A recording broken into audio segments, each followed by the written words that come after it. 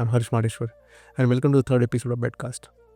If you know a little bit about me, I've been in cancer research for decades, and I was fortunate enough to quit my job and get into filmmaking full time, which often makes me think how easy or how difficult it is to quit your day job to do what you really dream of. I was mentally preparing myself for filmmaking, how I was getting intrigued about filmmaking, and it is difficult. It can be intimidating. It can make you question yourself for years, for days, for months. But if you stick to it, I have a belief that you will find a solution. So I think I've spoken about this enough that in my childhood, I'd seen a film which got me into tears, which made me think about a cinema change in my life, how I walked out of a film as a changed person. I did go to my computer, I went to Google, I looked into the feeling which helped me understand the meaning of catharsis. And that led me to understand that there is a medium which is totally intangible, which can help you really think about some things which you have never thought about. And as John Lennon said, that life is what happens when you're busy making other plans. And we often don't get time to sit, think, and reflect. And that's where I got really attracted about filmmaking. Because filmmaking is something which happens around you all the time. You learn by observation, you learn by so many things, so many people you meet in your life. And the more I spend time in this industry, I've realized that the filmmakers I meet are one of the most intelligent people out there. They're modern day philosophers, they're modern day thinkers, they're modern day influencers. They're people who are constantly thinking about, researching about how life works. And this is something you don't get to research. This is something you don't get to observe while you're busy earning a livelihood for yourself. But filmmakers are doing it for you. Filmmakers are researching for you. So they are one of the intelligent people out there who are researching human behavior, human psychology. Now I came to America in early 20s, and you can absolutely guess my age, but I've spent 17 years in this country now. The more I think about it, I realize that in my early 20s, I spent a lot of time partying, drinking with my friends, having a good time. My 9 to 5 kept me busy from Monday to Friday. And I was always waiting for Saturday and Sunday to do something. And my something was meeting my friends, having a good time, drinking with them, partying with them, going to clubs. And there was a loop in my life where I realized that I'm doing the same thing over and over again. And I'm just not growing. And it was a loop of 10 years.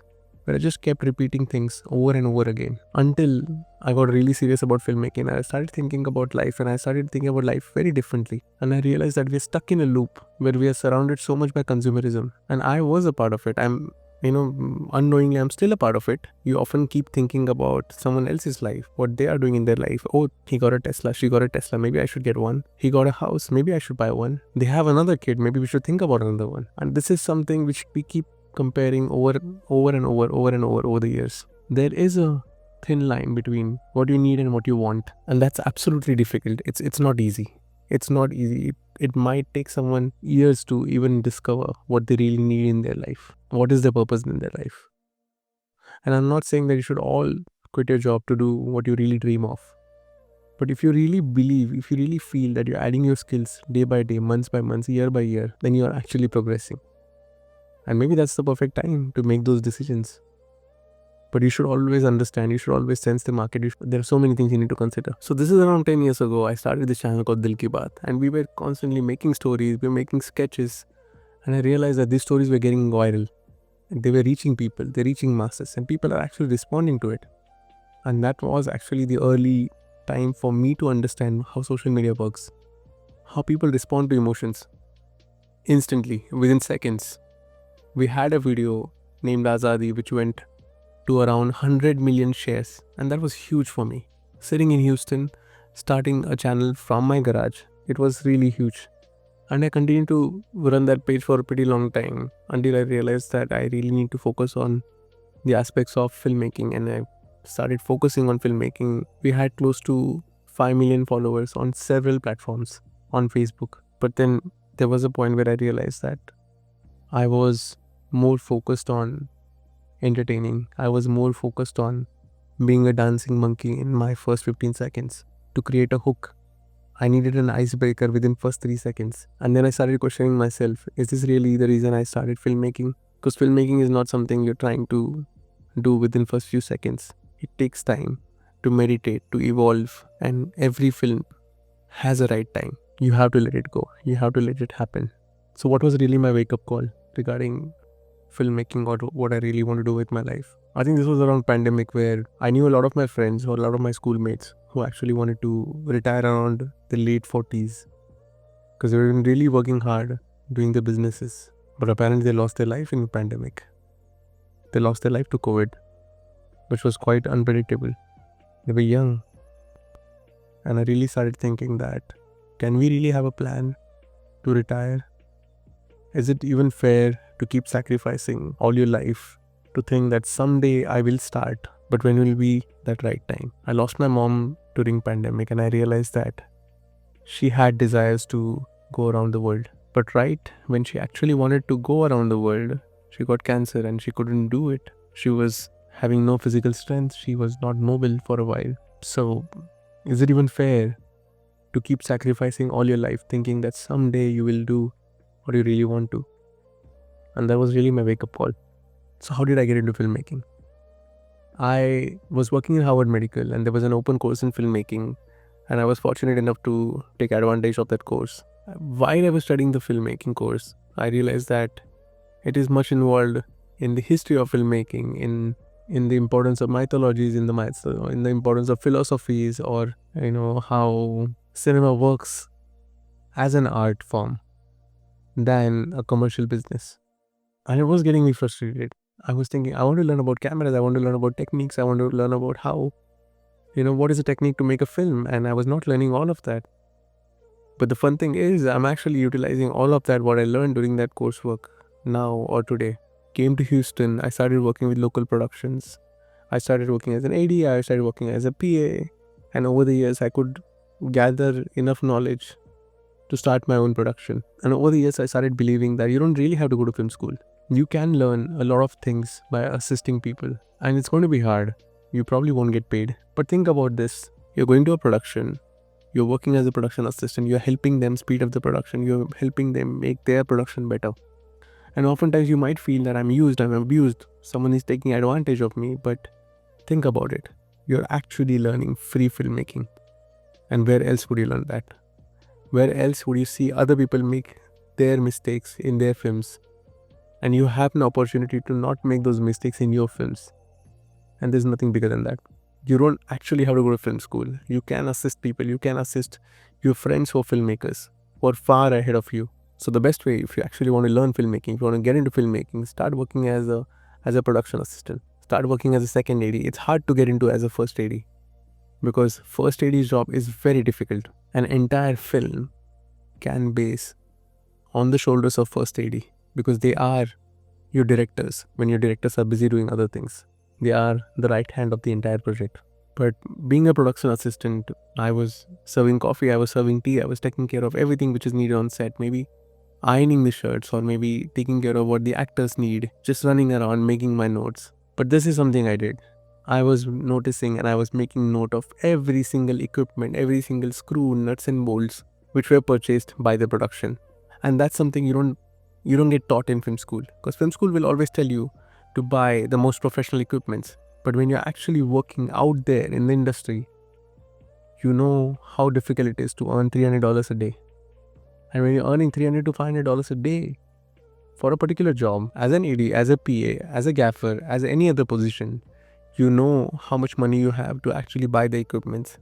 And when you end up buying the equipment, you figure out what is the best way to buy used equipments, what is the best way to buy equipments which could be replacement for expensive equipments, how you can work things DIY. And all that knowledge you'll only gain while you're working on sets, while you're assisting people.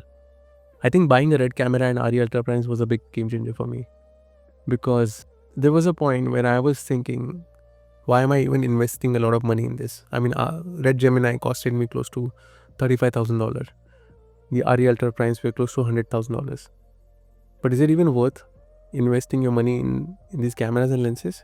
But then I thought, if I'm shying away to invest in myself, why would someone else do? No one would come to me and tell me that, Harsh, why don't you take these equipments and make a film? Who cares? And I realized that when I invested in these equipments, I started taking myself seriously. I started taking everyone seriously. I started taking professional jobs seriously. And I started realizing that you have to really work with the right people to use these equipments, because these equipments are expensive. A scratch on a lens would cost you $10,000 to fix an RE Ultra Prime. So you have to make sure that the project is worth it. You have to make sure that you're working with the right people. And that really helped me a lot. Now, as you might have heard it from a lot of people, that filmmaking is a disease. I mean, once you get that bug, there's no way you can come out of it. And it's quite hard, but it's also brutal at times. Some days you might wake up with no money in your bank account for days, for months, for weeks. And then you really start thinking about your decisions you've made over the years. Is it even worth it? Is this even the right decision to become a filmmaker? But the fact is, there is no one to root you in this whole journey. You have to root for yourself.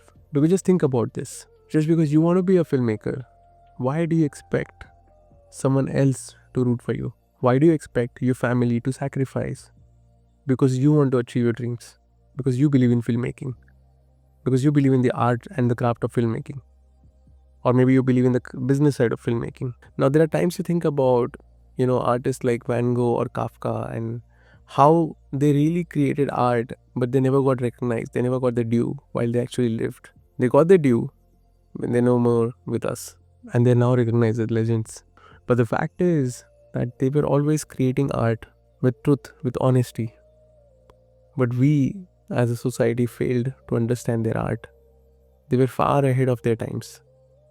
But they're still recognized today, and they're recognized as legends. Which really made me think about a lot of things about, the art which I'm creating, which I'm involved. And sometimes when you're busy paying your bills, it becomes a job. At the corner of your mind, at the corner of your heart, you're always thinking why you're really creating that art, why you started getting into this field in the first place, why you gave up on money and sacrificing a lot of things to create something which you wanted to create, and why you're not creating that. And it's very important to keep reminding yourself about this feeling, because there will be a time you'll start thinking about the trends, you'll start thinking about what's working, what's not working, you'll start to devise your own formula about filmmaking. The more you get into filmmaking, the years you spend into filmmaking, you realize that filmmaking is a lot more than just the artistic side of filmmaking, just the artistic side of storytelling. There's a lot which has to be done with distribution, with finding the right market, with finding the right investment,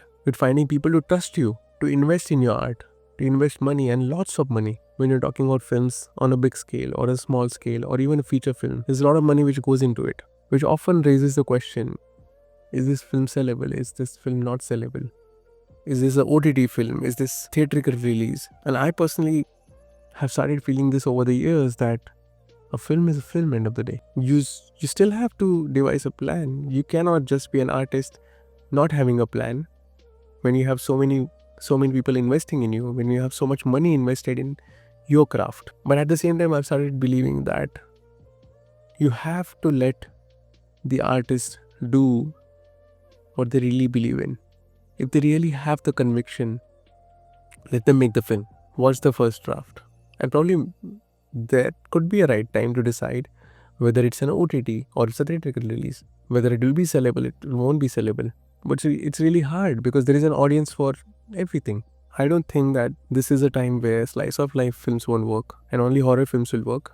No, it will work. People have understood how to value the content. People in India have understood, audience in India have understood how to recognize and how to appreciate a good film.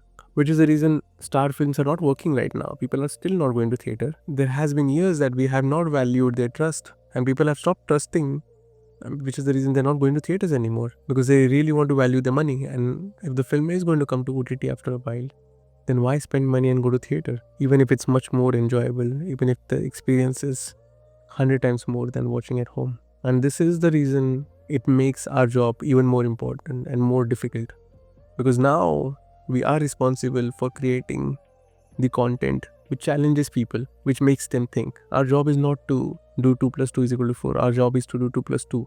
Let them figure out is equal to 4. Make them work. I've also started feeling that when you think about a commercial success, when you think about a film which will make money or which won't make money, and I feel that if you have a scene in the film or if you have an entire film where people sitting in the theater, even if it's in 10s or 20s or 100s, if they get goosebumps while watching a film, they are going to go home, they're going to call 10 other friends and tell them about the film they watched, and they're going to make you feel you need to watch that film before it leaves the theater, and they are going to rush the theater, and that itself is a commercial success. We're living in a time where internet is so strong. A good film can never be hidden. A good film will always come out to be a good film. A great film will always come out to be a great film. And nothing against a film like 12th Fail. 12th Fail is a very nice film, but if 12th Fail is best film of the year, then there's something wrong with what we're doing in our country. There are so many filmmakers out there who are not competing with commercial filmmakers, and you would want to work with those filmmakers because these are the people who are not competing with anything. They don't have the pressure of proving themselves. Why am I still living in this country and making films? Why didn't I go to India to make films? Because I've always watched Indian films. I've always watched world cinema as well, but I've always been inspired by Indian films. But there's a time I realized that I have an identity as a South Asian. And I've realized that there haven't been many films which are being made as a South Asian. There are so many untold stories as South Asians. If anything, the South Asian market is an untapped market right now. And if we can tap into it, if there are so many people who are living out there in US, in Canada, in all over the world, and their stories are untold, and they're much, much bigger than the cliche South Asian stories which I've seen over the years. So I would want to stay here. I would want to make more films over here, which are relatable. Thank you so much for watching the third episode of BedCast. I think I was just blabbering for last, 20 minutes, 30 minutes, or however long this episode was. But I thought that it was important to lay the foundation of why am I even doing filmmaking in the first place. So thank you for listening to me, and I'll come back with more. We'll see you soon.